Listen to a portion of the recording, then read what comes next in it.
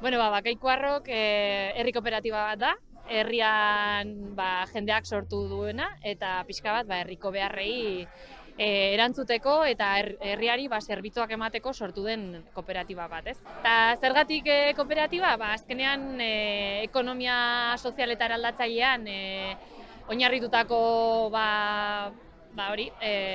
ekimen bat sortu nahi genuelako, eta gainera horrek ematen dio aukera herritar guztiei eta kooperatibako parte diren guztiei, langileak, beste eragileak, udala, erabakietan baita ere parte hartzen, eta zen montatako kooperatiba eta ze gauza egin nahi ditugun erabakitzen. Eta zergatik sortu zen ekimen hau, herrian dendarik gabe geratu ginelako, urteak eta urteak egon izan den herriko denda bere jubilatzeko momentua iritsi zitzaion, eta orduan horri segida emateko herriak berak ekimen hau sortzea erabaki zuen.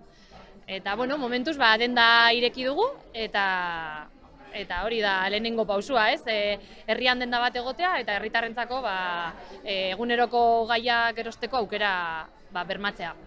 Animatzen ditugu beste herritarrek, gure herriaren baitan ere, elkarlanean eta auzolanean, beraien beharrak eta interesak aurrera ateratzea, eta posible da, eta oso aberasgarria herriarentzat eta herritarrentzat.